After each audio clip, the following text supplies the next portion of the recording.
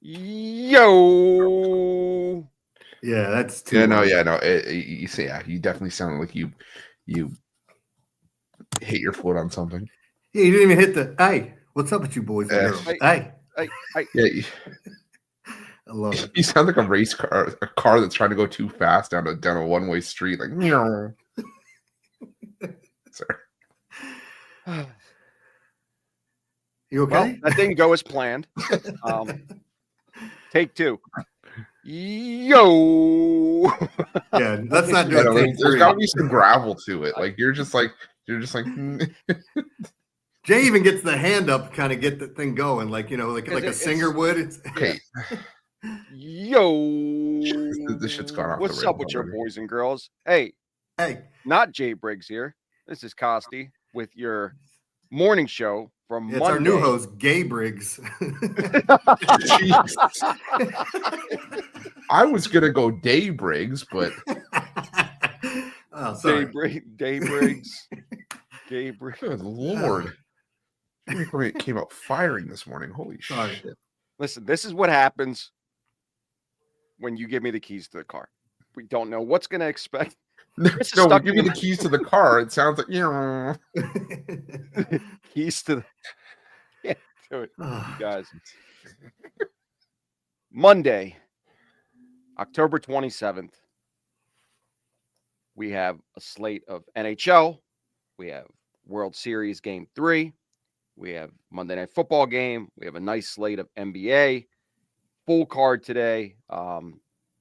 Excited about it, but before we get into it, we will do winners and losers. But before we get into that, Chris, how was your weekend? How was your week?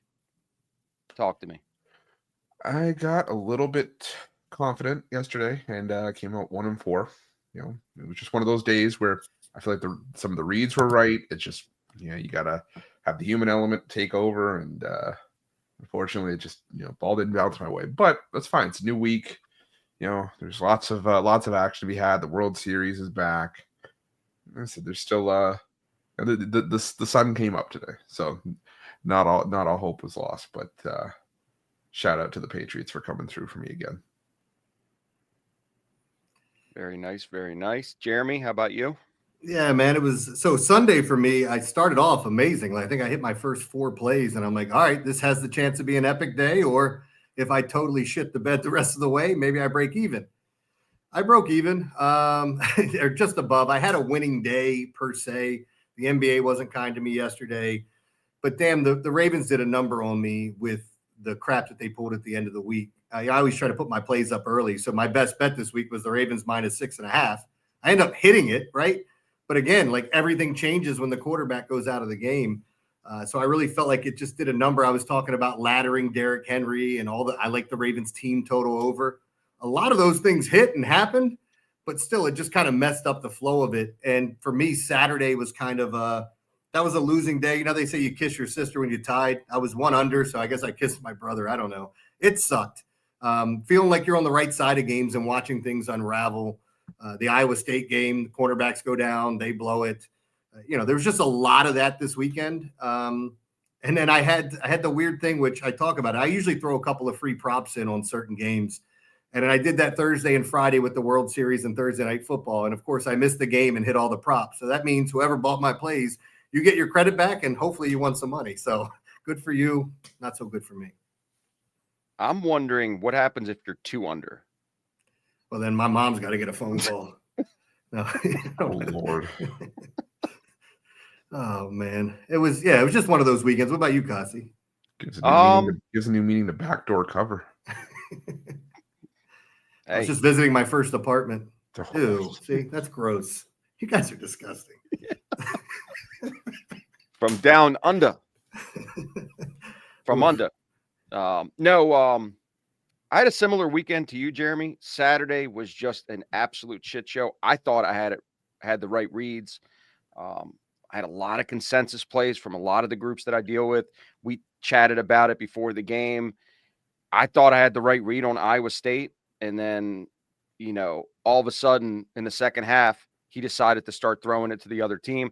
Maybe he was colorblind because he was throwing it to the other team. And you're not gonna win games that way. They couldn't stop. I mean, I know they had a lot of corners out, and BYU was out there, was just dealing. And listen, shout out to BYU. I mean, they had I thought they were overvalued coming in. I thought they had a very soft schedule coming in, and they came into Iowa State and they dominated that game. So excited to see what the rest of the season will look like for them now that they're a top 10 team with a freshman quarterback. And I'm still amazed that kids can be named Tiger and Bear and they become football players. I mean, what are the chances when you name your kids Tiger and Bear and then they become football players that play on the same team at BYU? The same team, that's ridiculous. We've had a bunch of kids that were named Tank. We got Bigsby in the NFL now. There was a linebacker at TCU that was named Tank. And then I think some of them it's a nickname, but some of them it's their birth name, which is just crazy. But we've seen some crazy names in college football. Yeah, I think when my parents named me Constantine, they wanted me to play in the NFL, and it just didn't happen for me. Well, if you're Constantine, why are you Kosty and not Konsty? So because he took a laxative and he didn't have to. No, it's so I'm Ukrainian, so it's in Russian. It's Kostya is the short version. In Greek, Constantine is Costa. So you flip it to their American version of the nickname is Kosty. Actually, Kosty is actually not a real name. In second grade, my teacher randomly called me Kosty, and it's literally stuck from that point forward. It's a made-up name. So it's actually not a real name. It's a nickname, I guess. I mean, maybe you can call me Tiger or Bear. Maybe I should get a cooler nickname. I feel like I'm missing out here, Chris. Oh, I can come up with a few. All right, never mind. Yeah, there you go. But be happy with what you have. Yeah, Saturday, like I said, was just a day of bad reads. I thought LSU was the right side Saturday night.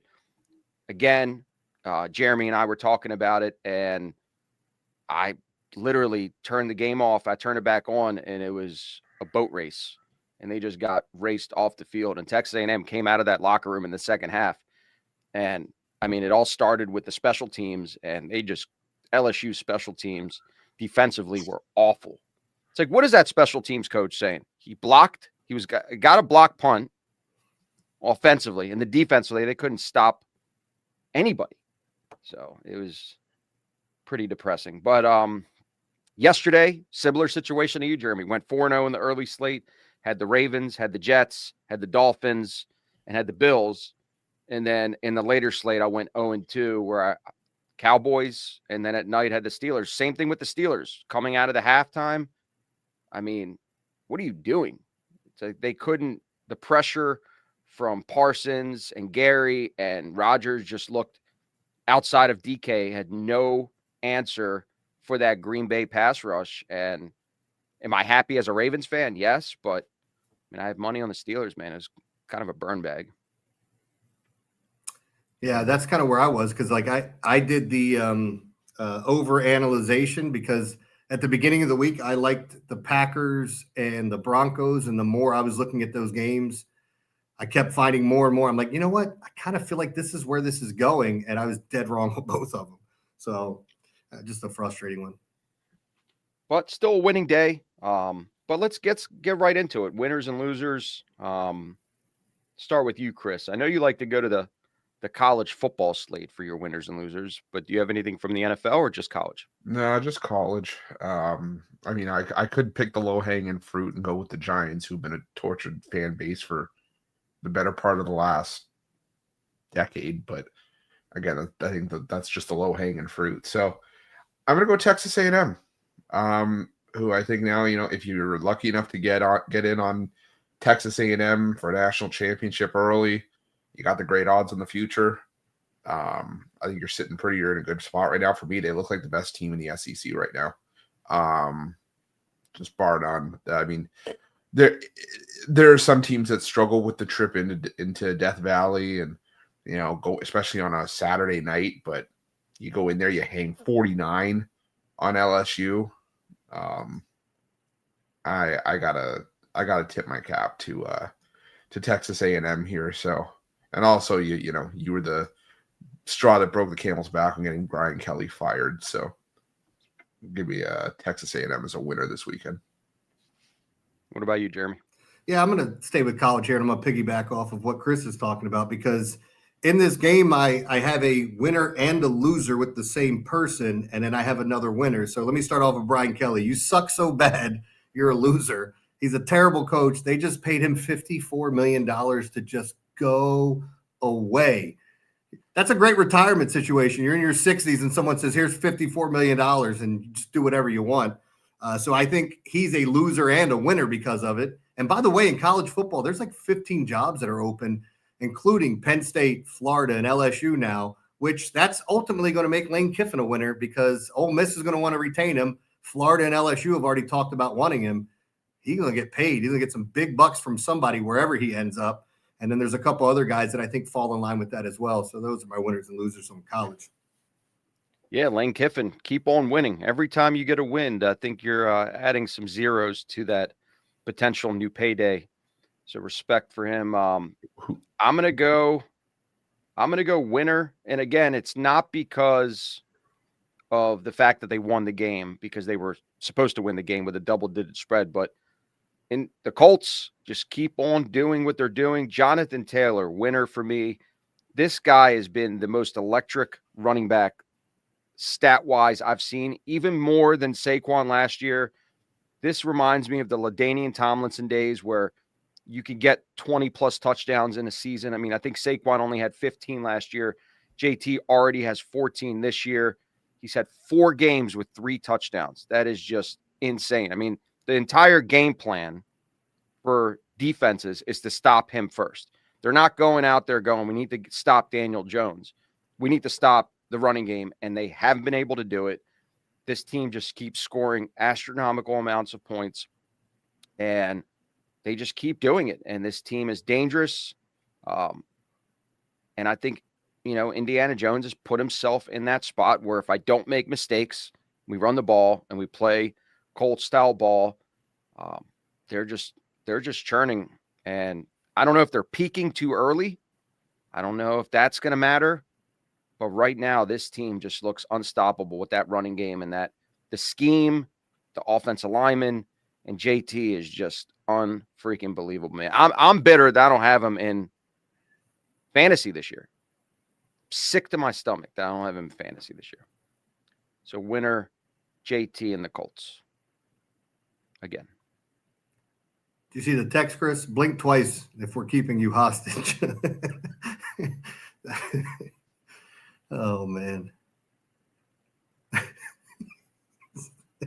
He got as many blinks in as he could. Yeah. No, somebody's like, oh, you don't blink. Well, I've got contacts in, so it's like I've got this solution in. So sometimes I don't blink for like an extended period of time because I don't need to. But yeah, congrats to the Colts with his 30th ranked strength of schedule. Like he throws in the caveat. Congrats, you're playing losing teams. Yeah. I can't say shit. I'm a Patriots fan and we're 32nd. So I mean I'm just pointing it out though. And serious question. Who's more of a loser at this point?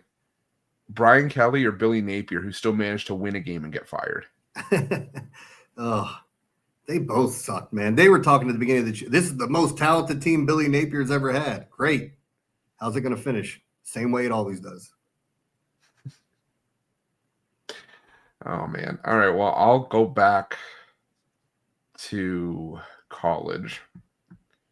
And winner, the Vanderbilt Commodores.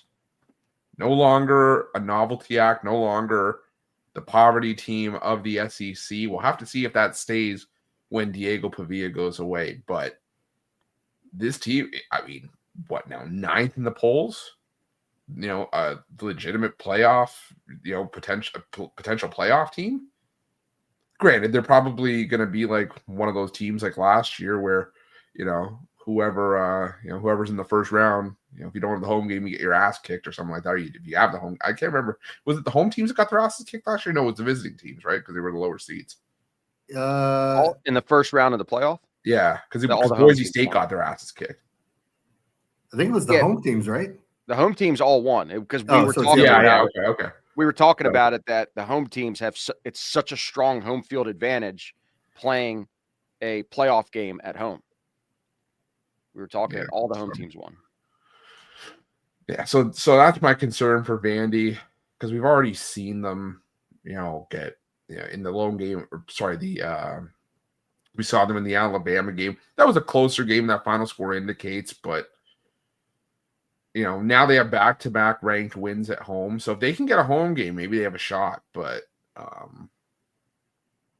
yeah, I think Vandy, like I said, no longer a poverty act, no longer the sister of the poor in the SEC. So winner, Vanderbilt Commodores. Jeremy? Yeah, I'll tie this one in. I mean, you can look winner or loser. I guess I'm a glass half empty guy because I'm going to say loser for the Atlanta Falcons for that performance. If any of you guys play daily fantasy out there, Bijan Robinson was as sure as a lock for most people against this Miami defense, which Judkins just scored 3 touchdowns against. He's going to annihilate them, right? They're not good. The team quit on them. And here comes Miami coming out with whoever farted on Tua's pillow to give him pink eye in his left eye. And here he is slinging it all over the football field. Atlanta just laid a huge egg. It's like, who are you at this point? And the funniest thing, like, I'll tie myself in with that loser because I avoided the Bijan Robinson chalk. I had Jonathan Taylor. I had Derrick Henry and Breece Hall as my running backs. And all of my guys in the morning went off. I had 5 guys left. I stacked up the Saints game, baby. Give me Spencer Rattler. Give me Juwan Johnson. So I had this lineup you're looking at and you're going, oh, it's perfect. Let's see what happens. It's low owned. And here we go. Let's bink it all. And then you're like, I put all my chips in the Spencer Rattler basket. It's just not good. I still won money. But it's like when you look at those things, what it could have been when you have arguably the 3 best running backs on the board. Yeah, I was, that was embarrassing loss for the Saints. I thought they would be way more competitive in a division game. And the fact that Baker didn't do anything in that game offensively, it was all their defense that generated all those points. They even had the whistle blow early on another defensive touchdown. So they got the ball, but they didn't get the score. Yeah, that was just a bad performance. We know the Saints are bad, but man, I mean, to be at home and to put up 3, very embarrassing. Well, Spencer Rattler got pulled in the second half. It was Tyler Shuck. Well, if you watch the first drive, he's driving all the way down the field. He makes this run, picks up a first down. And I don't want this to sound like sour grapes, but somebody comes from behind and punches it out. I'm still waiting for it. You can't touch the quarterback's helmet. You can't grab a face mask. But by God, if you're by me, I can punch you in the damn face and clothesline you to try to get to the ball and nothing happens. But I'm glad you understand it. Yeah, it makes sense. Do we still understand the kickoff rules yet? Are we getting there? I didn't know they changed them yet. Oh shit! Changed him. Oh, by the way, his name is Tyler. Ugh. Yeah. Ugh. Ugh. I'm gonna go winner. Denver Broncos offense. I know they had it in them, and I get it. It's against Dallas, who has the worst defense historically right now, but just the way that they're filtering in the other guys, not the Cortland Suttons of the world. CJ Harvey, finally, I mean, I drafted him in fantasy, and the turnover didn't really happen until this week. I know he had 2 receiving touchdowns, but he didn't have any rushing. He's electric. He's a type of running back that could definitely carry this team. And Tyler Franklin is looking really, really good. They have another rookie on that team that's really good. Bo Nix, again, did what they were supposed to do. But, man, I mean, it was close early. And then from that point forward, when Dallas couldn't keep up with them, defensively, they looked like shit. So Denver, after that, almost basically an ass whooping by the Giants the week before that they had to make a miraculous comeback to then show up. And listen, I was on the other side of that. I had Dallas plus 3.5. I thought that was the right side. I'll take it on the chin and take a loss. But Denver, Sean Payton got these boys ready to play and got that whatever happened last week of that slow start offensively out of their system, and they just absolutely obliterated Dallas. So winner to Sean Payton and Denver again. And maybe it's not just a winner because it was supposed to be. A lot of people chalky guys would say, oh, well, Denver was supposed to win that game, but still like that performance by them to drop 44 at home. So what about you guys have anything else? Oh, I got one more that I just realized as you were talking. Go ahead. You go. Loser. Hashtag we coming for 3-9. Oh my God. Colorado is a disaster. I knew that there was going to be a drop off after Shedeur goes to the NFL, but oh my God. They went to Utah. And granted, Rice-Eccles is one of the toughest road environments for any team to go in college football and compete, let alone try to win. But Colorado just absolutely laid down, like went down easier than my ex, and just absolutely got steamrolled. And that's easy. That's easy. That's like that's finger roll layup. Like that's like yeah. Like I get it. The quarterback passing numbers didn't look good, but 140 passing yards and 2 touchdowns. But the freshman also ran for 151 yards on 20 carries. You didn't have Devin Dampier if you're Utah, and it didn't matter in that game. So, loser for me, a team that's heading nowhere fast, Colorado Buffaloes.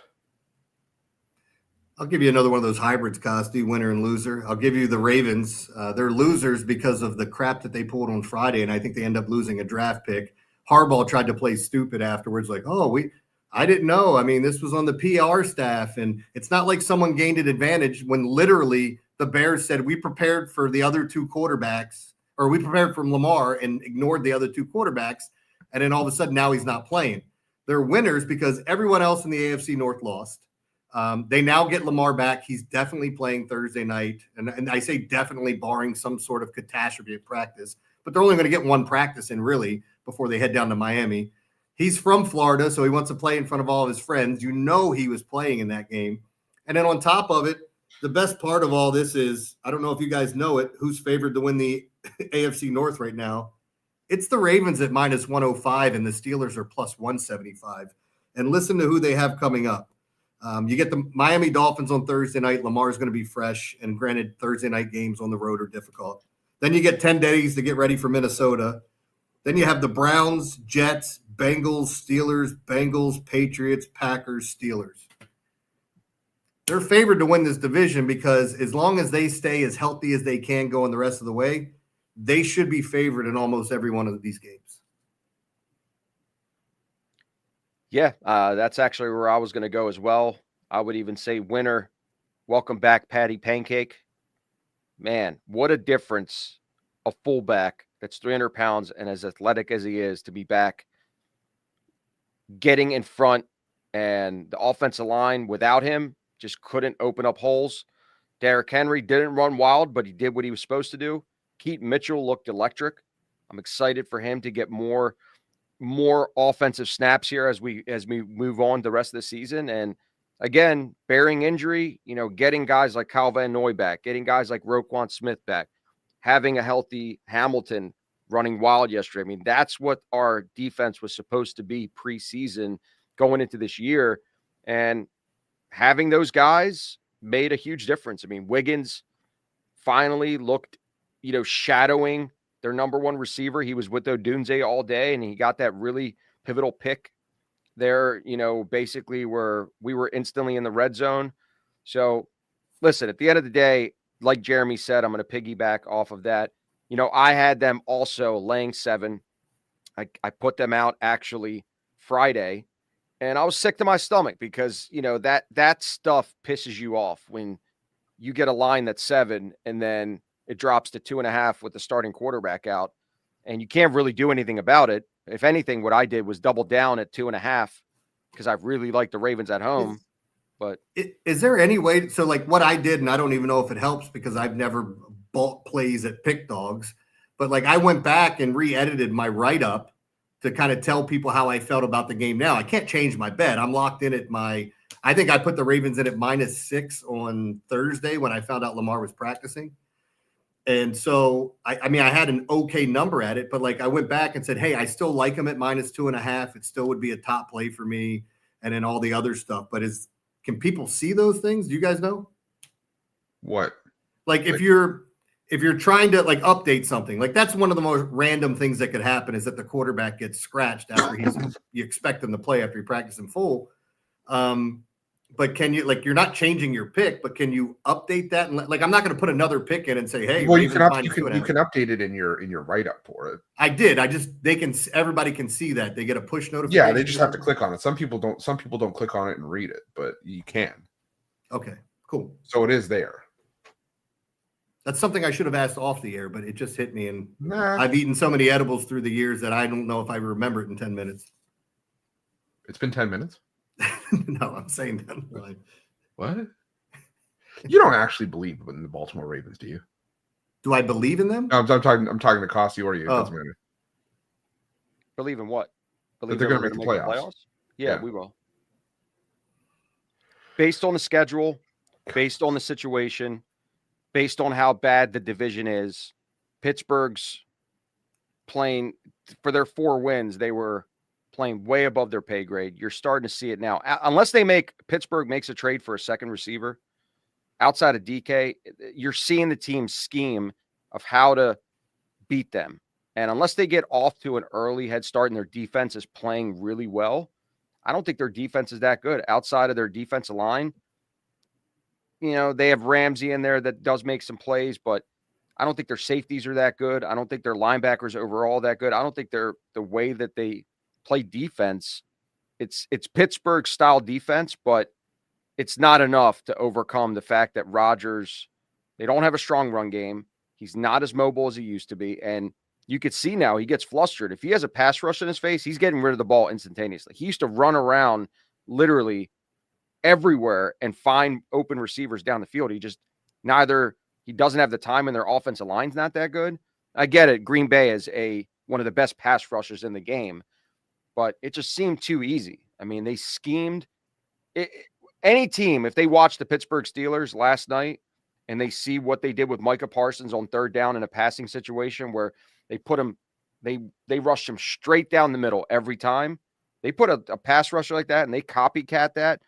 I don't think the Pittsburgh Steelers could get away from that. I think they're just mediocre at best, and the Ravens are trending upward with their injuries, and now everybody's coming back, and I don't know how rusty Lamar is going to be after taking 3 weeks off.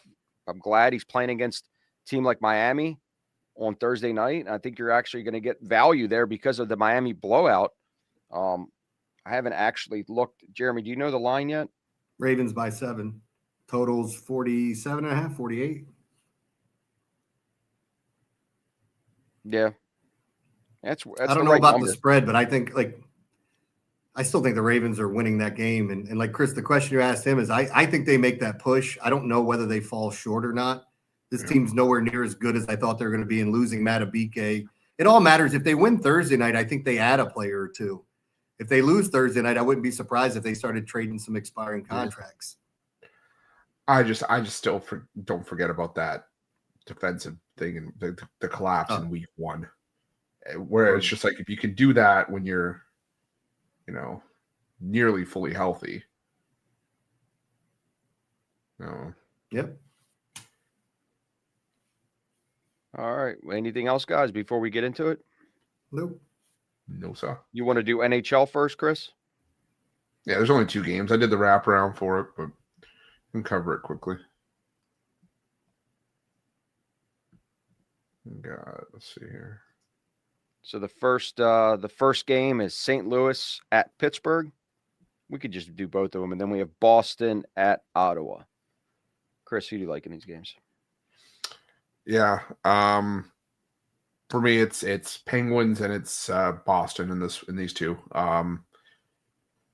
It's small card, but for me, I just don't see why the Blues would be favored here on the road. I understand some people may say that, this line kind of looks funky, but at the end of the day, the Penguins are the better team, playing the better hockey out of the gate. So I think that they are the team that gets it done here. I think the St. Louis Blues still struggling defensively. Just not a team I'm buying into. And the Boston Bruins, just a spot where I don't feel like the Senators should be, minus 167 favorites here. So I think that Boston can at least keep it close, if not win this game outright. Give me the Bruins plus 1.5 on the money line. What about you, Jeremy? The only thing I saw is I with only 2 games, obviously it limits it. And I'm a guy that's usually going to bet 1 or 2 hockey games a night if I like the board. Every once in a while I add in 1. I think I had 3 on Friday and went 1 and 2. I kind of like that Senators, or excuse me, the Bruins and Senators under. Is it Senators or no? Is it? Yeah, I don't have it in front of me right now. It's Senators. Yeah, that's what I thought. Sorry. I went over so many damn prop plays today. You're going to hear me talk about all of them on it. But that's where I would lean. There was nothing that I really loved tonight, but that was the one play. All right, that's NHL for you. Let's go right to the NBA. It's a 9-game slate. Let's go 3-3-3. The first 3, Orlando, 5.5-point favorite at the 76ers. Then we have Cleveland. That's a 2.5-point favorite at Detroit. And then the third one, the NBA guys here. You saw the bat signal. Atlanta, 1.5-point favorite at Chicago.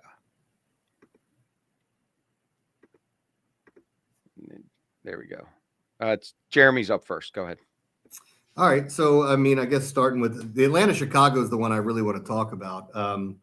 Here we are early in the season with these 240 totals, and I just think we're going to see an up-tempo game here, and neither team's going to stop the other one. You want to check the injury report for Atlanta's last game. Few guys missed. I'm still waiting for Dyson Daniels to kind of have one of those big games. Trae Young played well this weekend. So did Okongwu. But the one thing I want to say is these Bulls games have been going under. They've been playing at a very fast pace. They just shoot like trash most nights. And eventually this is going to turn. And I think this is one of those spots where, looking at the total here and looking at the over, it's the right one. That's the one that really stood out to me in that grouping. As far as some of the other plays that we were talking about, I really want to like this Magic team, but I can't tell what's going on with them yet. Like they've been a little Jekyll and Hyde. So I'm not going to touch that game. I did like the Cavs on the road against the Pistons, but more of a feel than an actual, like, hey, I love this play, I'm betting it. Mr. Briggs? I like the Pistons. Reason I like the Pistons is because we saw this team grow up in front of our eyes last year, and I think they're ready. If y'all wondering where's the jam session, there it is. Just Can you play that real quick, though? No. With the money on my mind.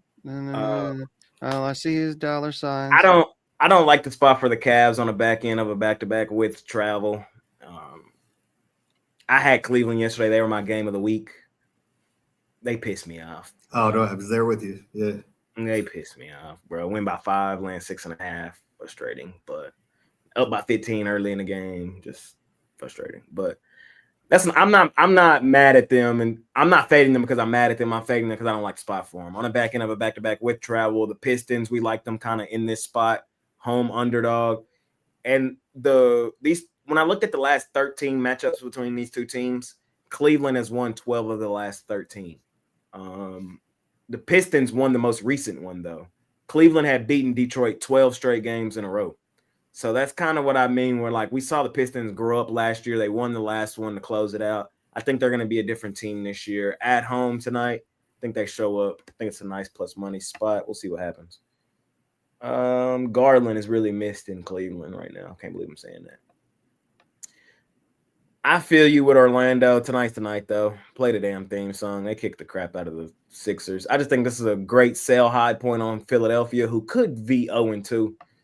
And this is a good buy low spot on Orlando, who just hasn't played all that well. Still trying to gel, but we know who they will be. I think this is a good spot. They beat up on somebody.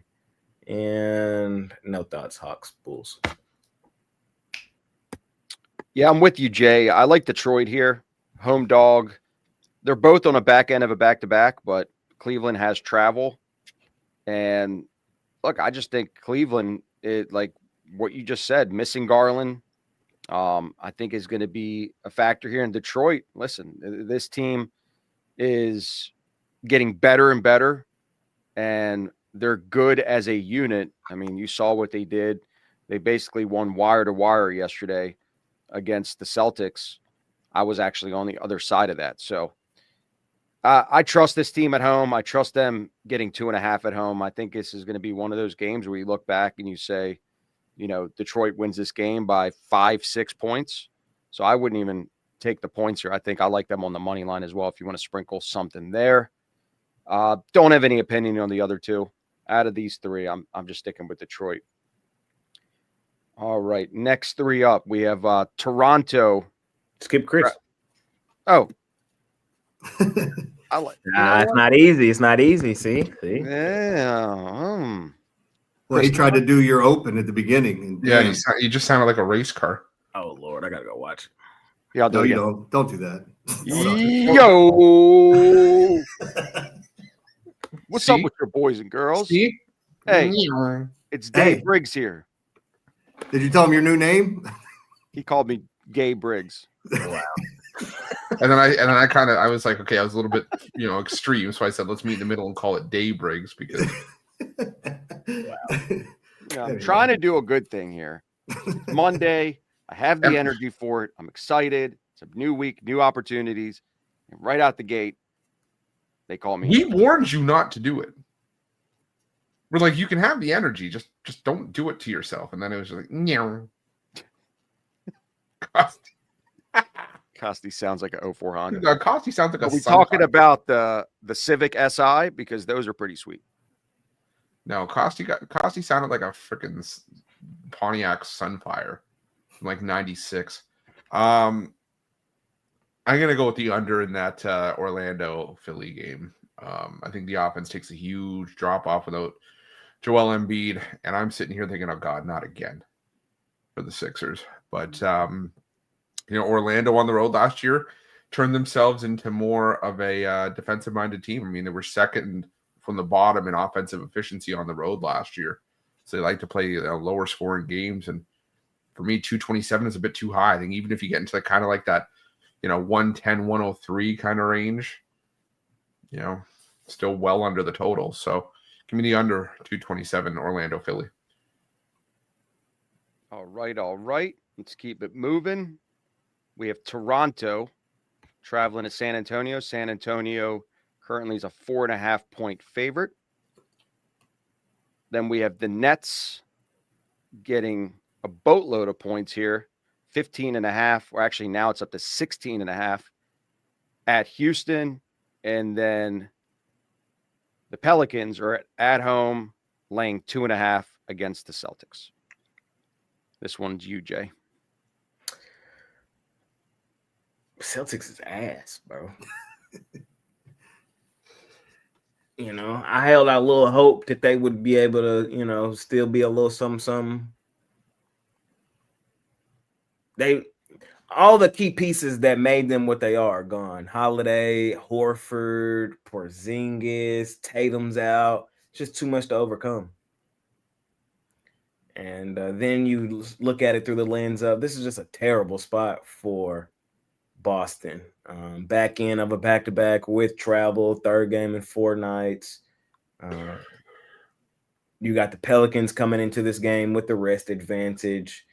Pelicans could easily be 2-0, bro. And so I think the Pelicans are underrated, undervalued. I think the Celtics are overrated, overvalued. I think the Pelicans get their first win of the season. I would go money line or lay the 2.5. You're under a bucket, so you should be just fine here with the Pelicans. They probably win this game extremely dominantly. It's just a terrible spot for Boston, and they're not playing well. And the Pelicans are playing all right.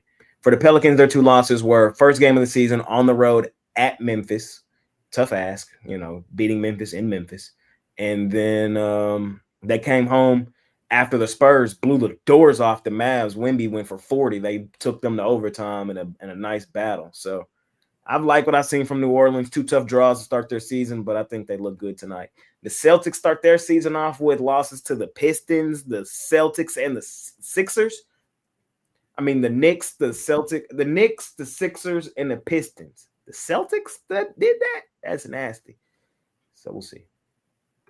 I still would lean Raptors. I told y'all yesterday, bro, the Spurs are overrated, overvalued. They're a good team. They're going to win games, but in terms of laying points with them, expecting them to win by multiple possessions, I would gladly be on the other side.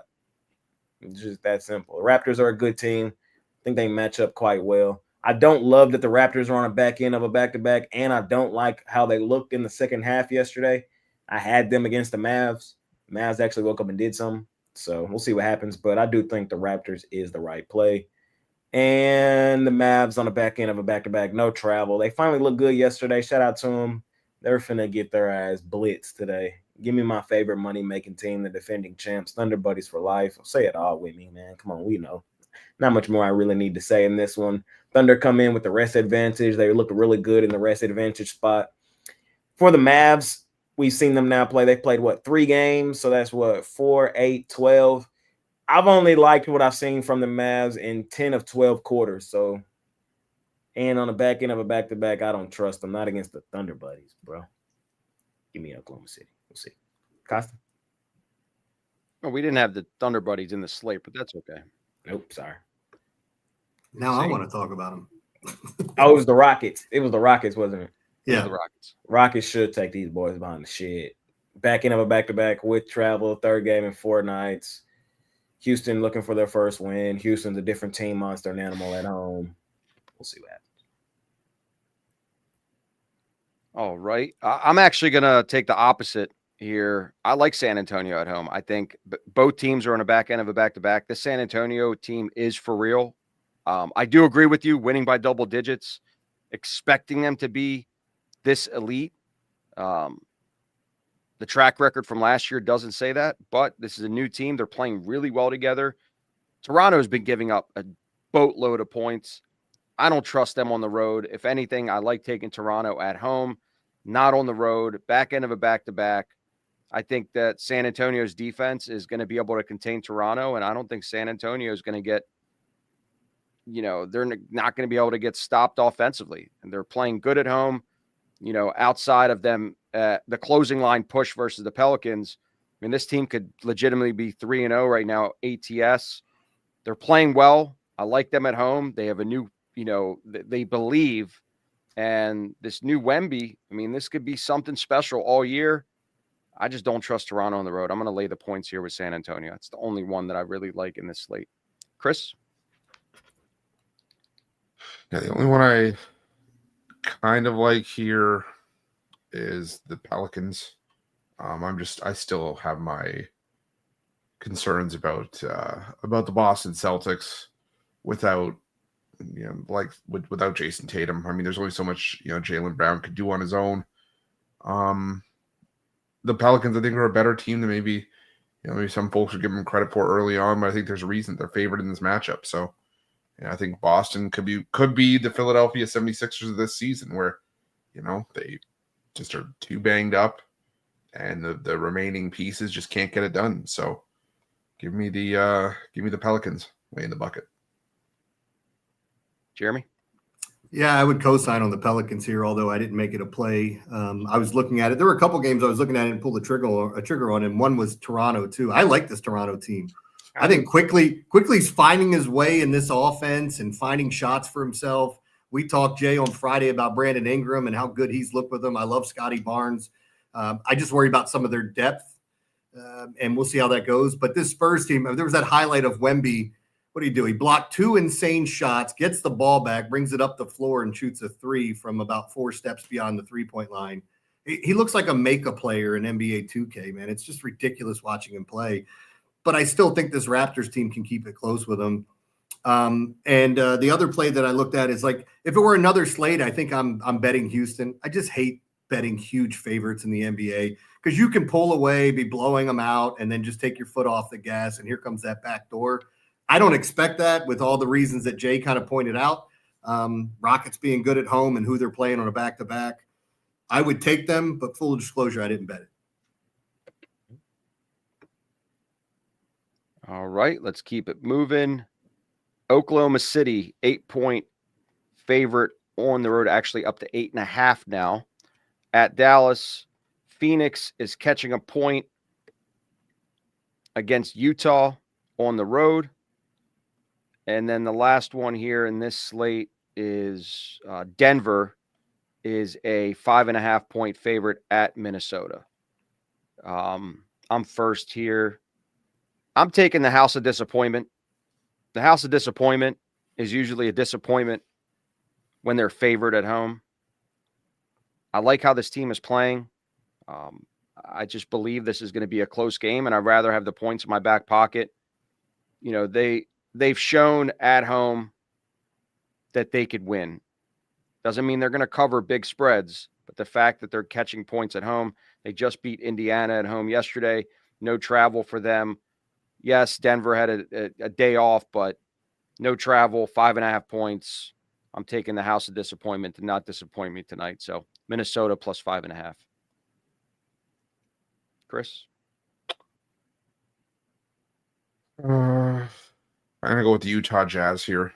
I think you could make a strong case the Phoenix Suns could easily be 0-3 if it didn't, if it wasn't for that, Herculean comeback against the Sacramento Kings. Granted, the Kings just beat Utah by 1, but I've been a lot more impressed with what I've seen from Utah at a couple games than what I've seen from Phoenix. And Utah usually has these stretches to start the year where they start out well through the first couple games, maybe through the first couple weeks, and then they kind of fizzle out.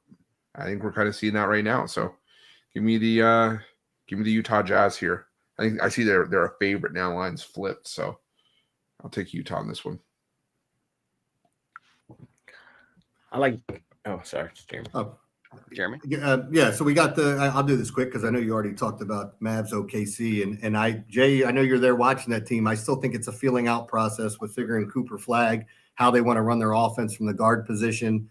And when I look at OKC coming in, still, when you look at this team, great perimeter defense. I think this is an underplay, in my opinion. And I do bet a lot of totals in the NBA, so you'll hear me talking about it quite a bit. On the other side of it, Phoenix and Utah, the exact opposite. I just think that game's going to be so fast.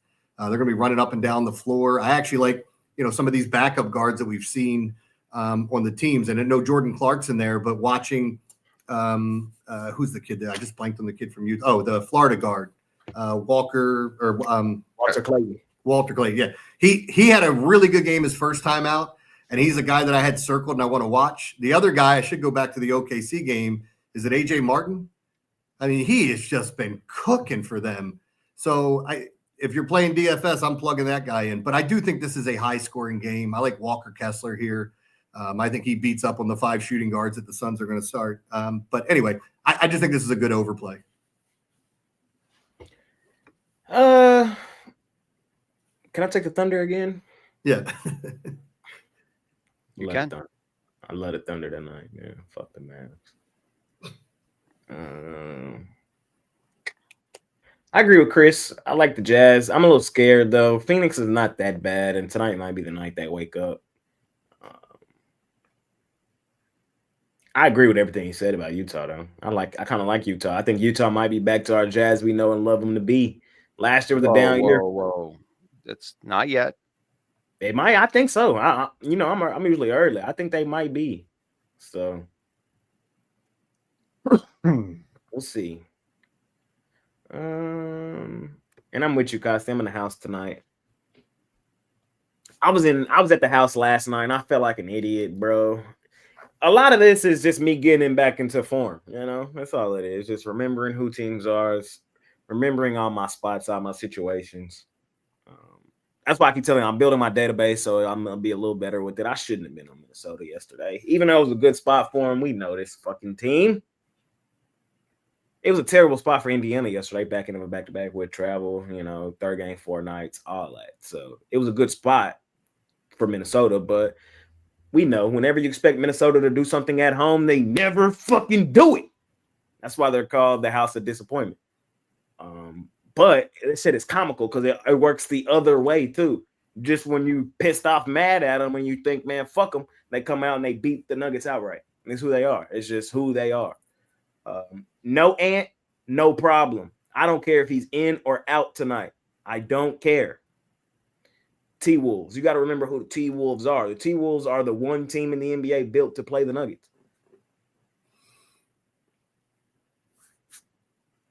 Very true. Yeah, I mean, they them are a out good the home postseason. team, just not a good covering team. They put them out the postseason. What was that, 2 years ago? I think it's a good spot for them. See, and real quick, because Jay, we talked about this on Friday with Portland and the Warriors, right? I love when people start bringing up spots because I think that's what you have to look at. You're looking at where you're going to get an edge or an advantage. And we said the same thing about that game. It's like Portland's the right spot, but I can't pull that trigger after the Billups stuff went on. It's still early in the season. You know, the Warriors went to overtime, and then look what happened. Well, Jay had a reverse fade on himself on that game. He said it out loud. He said, I don't want to take a back end of a back-to-back with travel on Golden State, but for some reason, you went against your spot. But that's okay. It's early in the season. Terrible spot, too, in hindsight, because it was a back end of a back-to-back with travel following an overtime game, 3 games in 4 nights. It was a fucking terrible spot. But the reason I liked it a little bit was because, you know, I thought Portland was in disarray as well because their coach just got fucking arrested. Like, but, you know, it was what it was. We're not going to hit them all. But if you know me, I'm a spotting situation better. So you can laugh saying he's building a database all you want. But you're here for a reason. You know, you're here to hear these spots. You're here to hear these situations. You're here to know why I'm one of the best NBA bettors on the planet. And if you're ready to throw me in the trash over 1 week of NBA basketball, well, good luck to you, my guy. Good luck to you, man. So we'll see what happens. Let's keep it moving. The final 2 games on the slate, we have Golden State is an 8.5-point favorite at home versus Memphis. And then the final game on the card, we have the Portland Trailblazers laying 2.5 on the road at Lakers. And Chris, you're up first. It's the over in Memphis Golden State for me. I know it's 240, 240 and a half, whatever you can get it. It doesn't matter. I think this was kind of similar to what we saw from Golden State in their lone home game against Denver. It was 137, 131. Could easily see it here. I don't think the Memphis Grizzlies are going to have problems scoring. I think they're going to have problems playing defense in this game. That's my concern for the Memphis Grizzlies. I think that the Golden State will be able to score at will. So I think this game's going to finish closer to 250, 260. So give me the over, Memphis Golden State. Jeremy? Yeah, I mean, I was looking at this. I mean, Austin Reeves with the 50 burger last night was fun. I didn't expect that. I thought the Lakers were in a little bit of trouble last night. I'm not going to have a feel for that team tonight. I was actually just going into the daily fantasy to see if they updated his price, but I don't think they did. Speaking of Austin Reeves, I mean, no, he's right at his 82, 8,500. Just a phenomenal game from him, but I don't know that I can get there. I stayed away from that. And with the Grizzlies and Warriors, I mean, I always look at these high totals. I can't get away from them sometimes because you know the pace is going to be there. It's just a matter of making shots. I think the over looks interesting, but it wasn't my favorite over of the day. I'm on the Warriors. I think they beat up on the Grizzlies. I don't like the spot for the Grizzlies. This is their first road game of the season. Their first 3 games were at home, and it wasn't against the best competition. Miami, New Orleans, and who was the first one? Miami, New Orleans, and Indiana. So, you know, you could look at that for however you want. Indiana banged up. It was a bad spot for them. Anyways, say all that to say, first game on the road for Memphis, way across country too. Warriors coming off that disappointing loss the other night to Portland. We know why, but still kind of a disappointing loss coming back home. Just look at the record of Golden State with Jimmy and everybody and company on the floor. I think Golden State likely floods them tonight. We'll see what happens. And I'm on Portland. I'm fading the Lake Show. Just don't like the spot for them. Back in at back-to-back with travel. No Luka, no LeBron. I know Reeves went dumb last night for a 50 ball.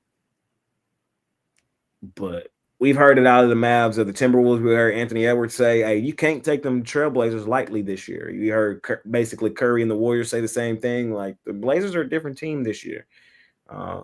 And I kind of like Tiago Splitter as their head coach now. I ain't gonna lie. I kind of like him. I kind of like it. I think he's going to bring a little stability over there. We'll see what happens. Small win on Portland. I'm not Poker rushing. night at his house sucks, man. Right. I'm not rushing here because the Lakers were one of the best home ATS teams, but just tell me our spots. I lean Portland. Yeah, I'm not taking a side in the Memphis Gold State game. I like the over here. These teams traditionally have hit the over 70% in their last 10 games against each other. Golden State has hit the over all 3 times this year. Memphis hit the over 2 out of 3 times this year. The way that these teams play and how Golden State plays at home, there's going to be a lot of buckets here. It's going to be a lot of scoring. I see this as a high scoring game. I mean, the over-under tells you a 239, but it's been the last 2 times it was 239 and 225 dating back to last year, and they went way over. So I still trust there's going to be a lot of buckets scored, not a lot of defense, and I'm going to lean to the over here. That's NBA, guys. Next up, we're going to leave the best for last. Let's go to the NFL tonight first. We have a big spread here. We have the Kansas City Chiefs laying 11.5 points at home versus the Commanders. And Jeremy, you're up first. Yeah, so with this, I just want to say, and I started doing this now with Monday Night Football, that we've got like baseball games are out on the lowdown. In the comment section, I write what my algorithm says or what it spits out the projection should be for these players. So if people want to use them for their prop plays and what have you, you can check it out and see it there. But one of the things I love in this game is Marcus Mariota to throw a pick. I don't think he's going to play bad, but I also think if you're looking at game script, I got to like Zach Ertz here over his yardage. I got to like Marcus Mariota over passing yards. And if he's throwing, I think he's giving one up on the road because, I look at the game script and how you think it's going to play out with a 10-point favorite. You got to think they're going to be playing from behind more than likely. So I like that. And I like Juju over his – I think his prop is like it's either, depending on where you look, 12.5 to 15.5 at your sports book. I think he gets over that number. I think he gets 2 or 3 catches and covers it. But ultimately, I don't think the game is great. I like the props a lot more than I like the game here. Jay? Chiefs on me, Chiefs on 3. 1, 2, 3. Chiefs. I ain't betting it, though. I'm not. It's not a premium style play. Like, you start looking at the advanced numbers, Chiefs laying huge numbers, man, and they get ugly. This feels like a 10-point Chiefs win. But in that same breath, I don't want to be the smartest man in the room and be on the other side with the fucking Commanders who are not a good team. So it's like either go stone balls and just lay it with the Chiefs and pray that they buck the trend of not covering huge numbers, or you hold your nose and take a bad Commanders team who's banged up, not playing well. So for me, Chiefs on me, Chiefs on 3. 1, 2, 3. Chiefs.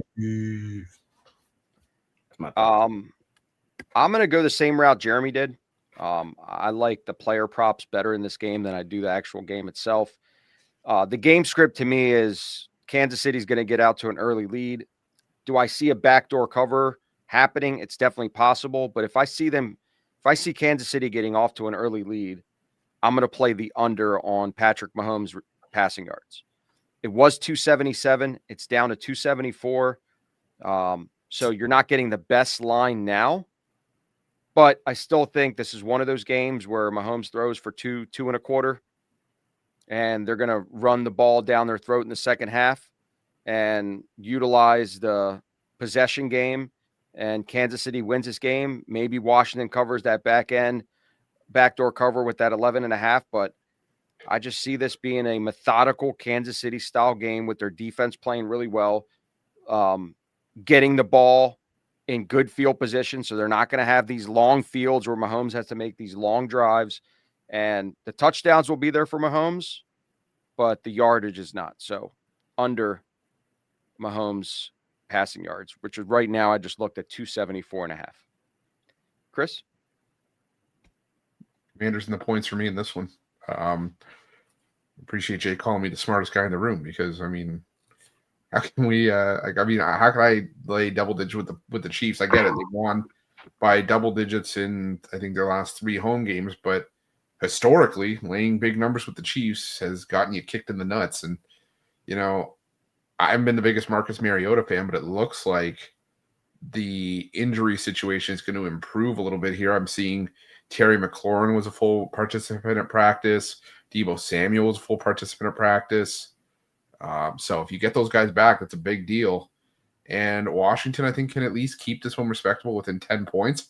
And again, it just wouldn't surprise me if Kansas City came out and won this one by 7, 8 points, 28-20, something like that.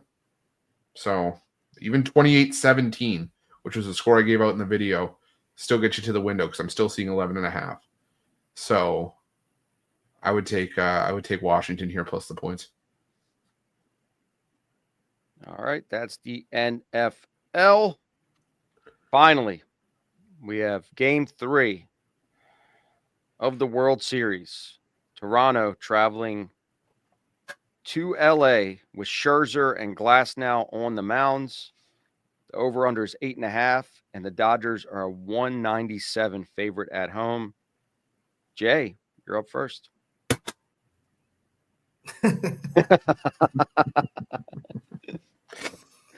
Is that just under the desk? It's on his lap the entire time. It's hooked to his hip like a pager. It's just everywhere he goes, it's on him. Yeah. All aboard the goddamn hype train, man. I'm not switching up. You just write my name next to the Blue Jays for every game, the entire series. I'm sorry. Like, we're at that point in the season where that's just where I'm at. And we'll see how it plays out. Now, let me be completely honest. Of all the games, this is the one I'm least excited about. Like, I feel like this is kind of a Dodgers style spot. If you just want me to be 1,000,000% honest, but I think the world sees it as that way, and all the Jays got to do is steal one. We need to steal one. So it's too much value plus money to pass up. We'll see what happens. I'm with you, Jay. I'm on the hype train. Listen, in baseball, year-round, if you just blindly bet underdogs, you cash in MLB. It's been a proven method for many, many years, dating back to the 1800s. You're betting underdogs in baseball. You're cashing. Plus 180. I think this is truly a coin flip game. I think Toronto, even though they're playing out of Rogers Center, could easily get their bats going. It hasn't been great on the road, but I think they can get the glass now. And again, in a coin flip game, I'd rather have the plus money in my back pocket because I would never, ever, ever lay 197 in any baseball game. So for me, I'm with the hype train as well. Give me the Toronto Blue Jays to go up 2-1 in the series. Chris?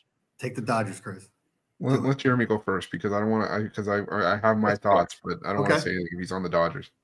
No, I'm not. Well, I mean, I'm not going to give away the side. I actually put up. This is my favorite game of the postseason. No, because I'm not on the side. I'm on the total in this one, and I put it up as a game of the year.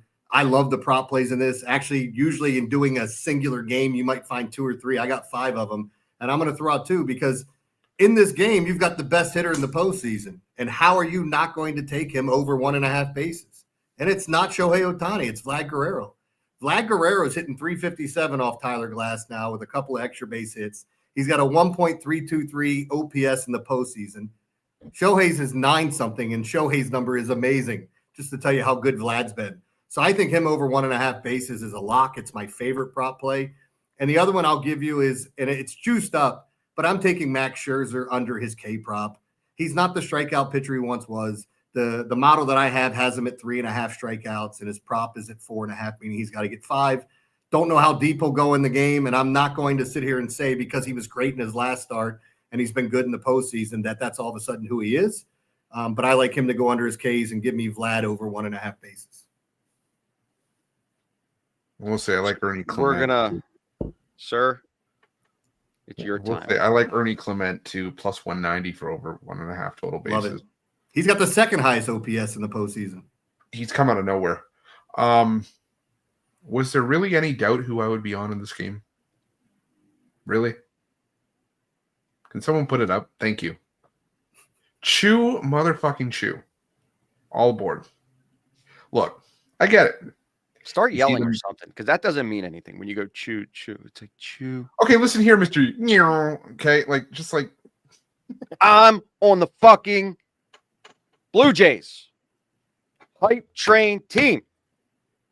it's quiet confidence, Kosty. It's quiet confidence. Look, I get it. People are gonna say, "Oh, Max Scherzer's 41 years old. Lightning can't strike twice." There are pitchers that are made for playoff baseball, and Max Scherzer, any of the shit that he did in the regular season, I've forgotten about. Okay, because you know what happened? He was left off of the early rosters in the first couple rounds of the playoffs. Comes back for the ALCS, and what does he do? 5 2/3 innings, a 2-run ball. He actually looked legit. When John Schneider came out to take him out of the game, everybody's seen the social media clip about, Max Scherzer getting fired up and sending him back to the dugout, and Ernie Clement laughing going back to third base because he just saw the Mad Max persona come out in person. Here's the thing, though. The Blue Jays as a team know they have to, if they can take 2 of 3 here, just like they did in Seattle, that puts them in a way better position because they were down 0-2 in that series. They're 1-1 right now. All you really even have to do, like you guys were saying, is win one in LA. And I'm not saying, that Scherzer's going to be flawless, but I think too many people are giving Tyler Glasnow his fuck. This is the World Series, for God's sake. And all of a sudden we're at minus 200 on one of the best hitting teams in the playoffs. Yeah, they had a couple of duds. Playoffs? Cool. But you know what? But the thing is that they've always come back consistently. And at a certain point, this Dodger bullpen is going to crap the bed. And I'm banking on it. So, like I said, it's a 7-game series. I anticipate this series going 7 games, to be honest. And I think the Blue Jays are getting just, like I said, too much. If this line was minus 130, minus 140, we'll have that discussion about maybe the Dodgers. But minus 195, minus 200, no, thank you. Give me the Blue Jays plus 1.5. But I don't even think you need a Blue Jays money line. They restore the series lead here. All aboard! Come on, man. Y'all know what the fuck time it is, bro. Come on, man. Hype me up. Turn me up. Let's do it. By the way, I think if you're talking about the side, the Blue Jays going up against Glasnow, the Blue Jays strike out less than anybody in baseball. That's I think exactly they do. I think they do the same thing to Glasnow that they did to Snell. Now it's going to matter if they're getting runs off of him or if they're just making him work. But I think that bullpen's in early. What's Scherzer's earned run prop? I got it right here. So I would take under. Well, I don't see it here. I got everything else except earned run strikeouts. Hold on, let me scroll. Pitching props. Because his outs, the outs for the guys were 15.5 for Glasnow. And Scherzer was right around the same number, actually. Oh, it was 11.5. I see 11.5 for Scherzer outs recorded at minus 148. That seems light too. That's light for me. He's going 5 innings. And as long as you don't send Brendan Little out there, you'll be fine. Louis Varland, he's good, but there's been times where he's tried to use that fastball to get over a little too much. I mean, it's what happens when you throw 100, but I'm not betting against a guy like Max Scherzer in the playoffs, especially in the World Series. I'm not. And if it just happens that the Dodgers bats come out, cool. Ooh, it's a surprise. Whatever. Nobody, yeah. And then you got Ron in the comments deciding to chime in when you could just sit down and shut up.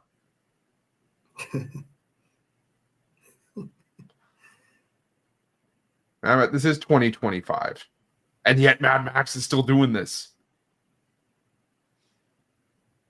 Ron the Don. Well, Chris, on another note, what are you selling today? Yeah, over at PickDawgz Premium, I have a couple plays on the board today. Got my NHL power play, but probably my favorite play on the board is my NBA big play. I also got a 3-pack from the NHL and the NBA. So looking to start the week strong, hop on board, let's make some money. But the best value is to hop on something long-term. Pair me up with Jeremy, pair me up with Jay, pair all 3 of us up. But use that promo code PICK at checkout and get 15% off your purchase. We're going to have a great day today. There you have it. Follow Chris. If you go to PickDawgz.com, drop the premium picks tab, and you will find Chris there and buy his plays. That's how you make money. That's his best bets. But Jeremy, what do you got for sale today? Yeah, I mean, Chris put together maybe the cutest threesome I ever heard. Me, him, and Jay. That's just, hey, pair us together. I got a lot going on over the site because today's one of those days where I just like a lot. I have a triple play with my 3 favorite NBA plays. But the one that I would tell everybody to go get is my other triple play. It's mixed sports. I threw an NHL game in there along with my play on the World Series with 5 prop plays. That's all free. And then the NFL game with, I think I put 3 prop plays up. So that's 8 prop plays, and I love them all. I mean, I normally would not have 5 prop plays on a singular game, but I think everything correlates well. And if I'm right, I think we're hitting everything. I mean, we're just cashing all those tickets. But I put that triple play up as well, hitting 70% in the MLB playoffs. And this is my favorite game so far in the MLB playoffs. So go ahead and check that out and pair me up with whoever. And then on top of that too, like with the NFL, I've been hitting right around 58, 59%. Weekend was okay, but I feel good about tonight's game. There you have it. Check out Jeremy as well under that premium picks tab. Jeremy Kahn. Now, Jay, I know you got something special for us on Monday. What do you got for sale today? Money making Monday, man. The weekend in hoops wasn't the way I wanted it to go. I'll just be 1,000% transparent. What was that? Saturday was a cool day. I think I went 2-0 on Saturday. Yesterday, I went 1-4, 1-3. Dropped my play of the week too, bro. My play of the week, Jay. Lose a play of the week. Man. I had Cleveland laying 6.5. They won by 5. I had the T-Wolves. Ant got hurt, laying a big number. I was dead. And I had I forgot what else I had off the top of my head. But I won with the Pelicans yesterday. Or not the Pelicans, the Nets against the Spurs. I say all that to say, if you know me, if you watch the jam session, the best Jay is bounce back Jay. It's kind of crazy how it happens. So looking to bounce back today. I love today's card in the NBA. I really, really do. I really, really do. I got 5 plays, I think, in the NBA today. I have my play of the day. I think that's a lock. I have a behind the woodshed blowout winner. I have a plus money dog. And I got a couple more plays about to go in here momentarily. So let's attack the boards today. Let's do what we do. Let's kick the crap out of the books. I had a really good NFL Sunday yesterday. Really good NFL Sunday. So let's keep rolling the NFL. I've now hit on my NFL play of the day. I've hit my NFL big play of the week. I've hit 4 in a row. We cashed all October. So we had the Jets yesterday. Y'all laughed at me about my Jets yesterday. Jets. Jets.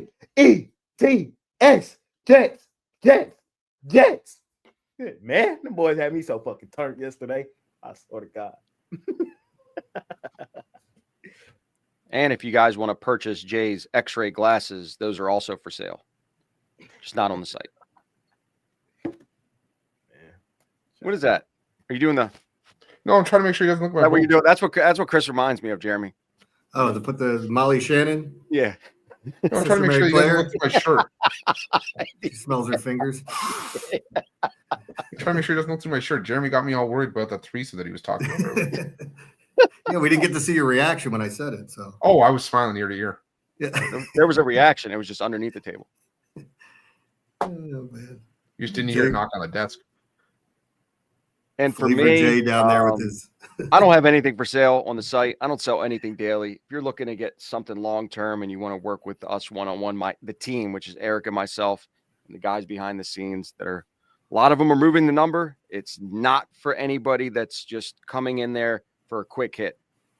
Quick hit usually is Chris. We use Chris for a quick hit, or Jay or Jeremy. But yeah, I know, Chris.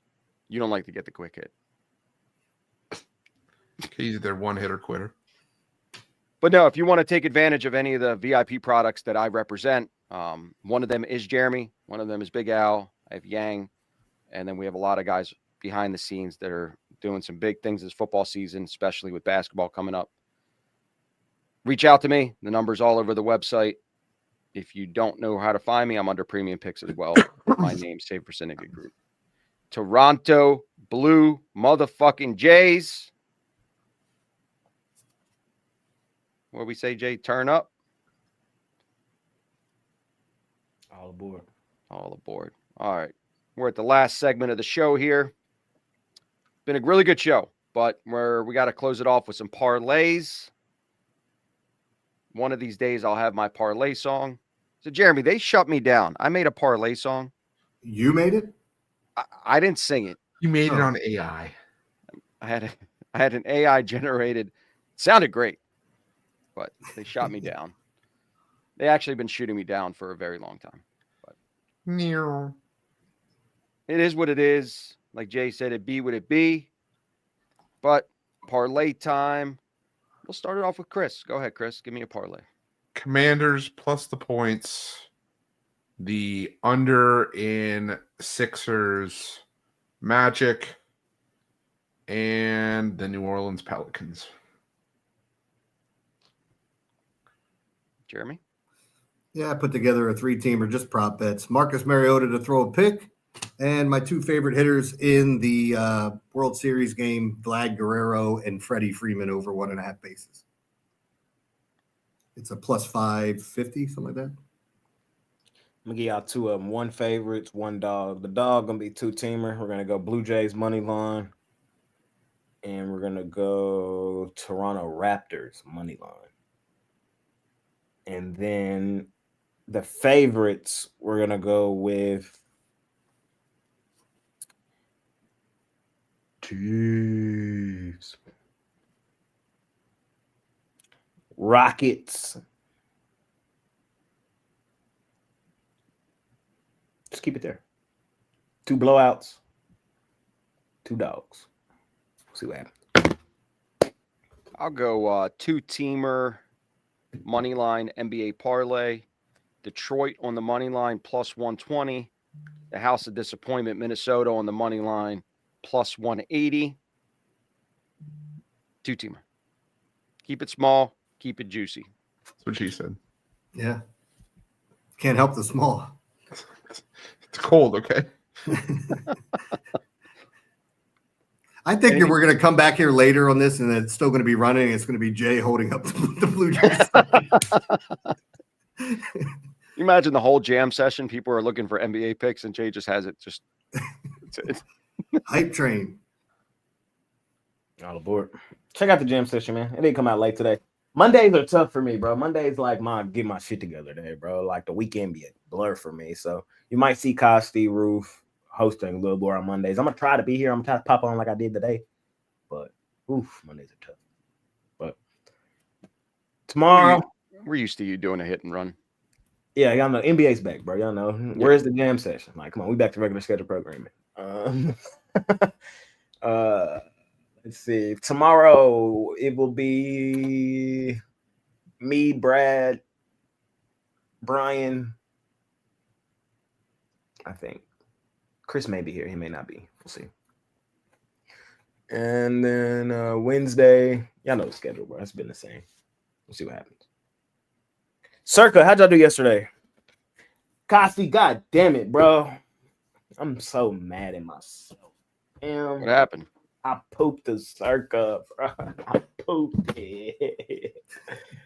I was 1 week out of the money, bro. I was 1 week out of the fucking money, and I pooped it this week, bro, because I put them in early.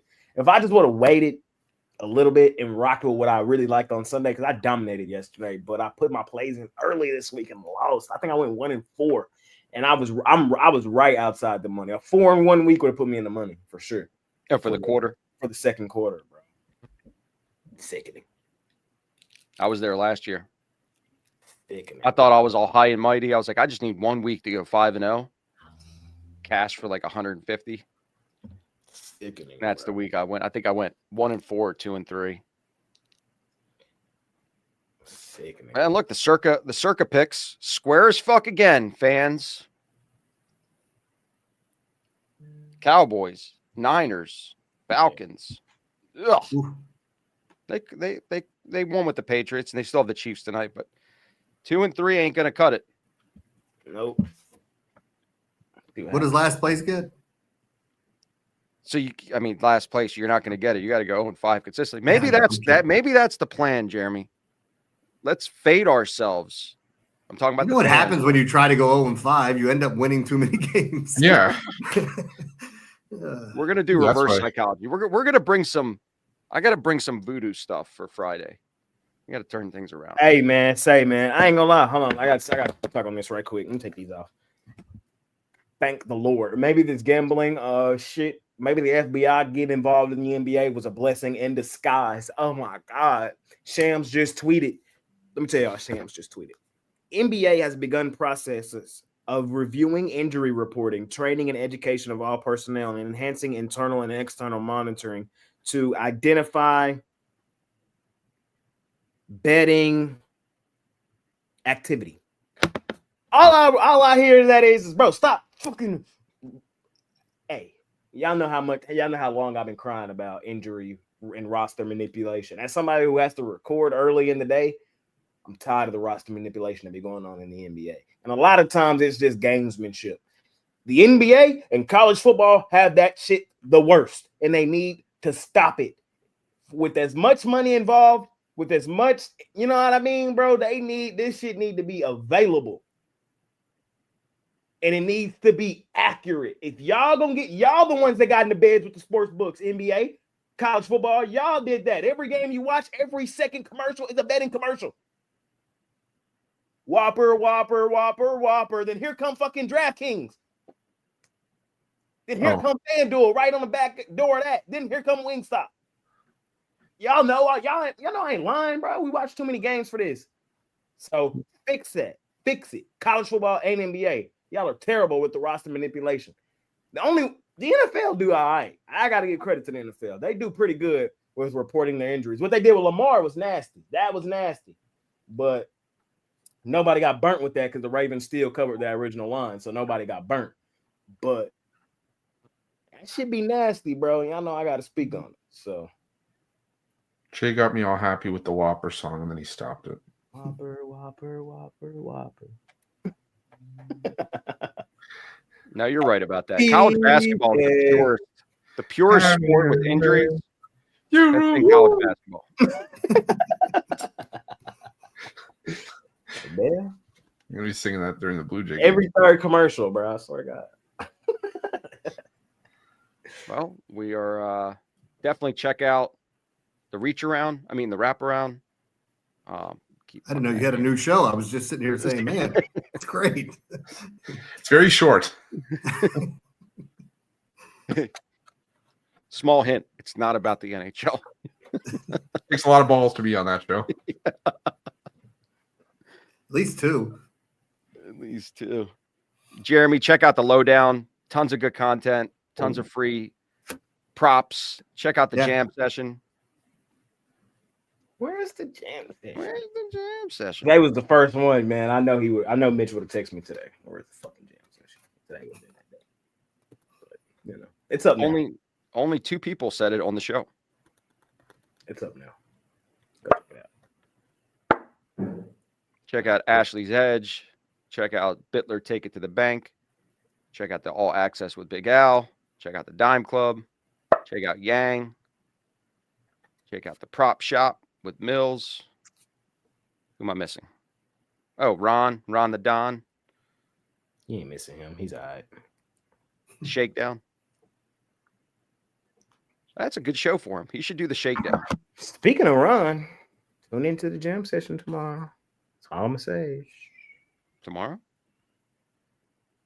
Just tune in. You didn't hear it from me. Interesting turn of events here.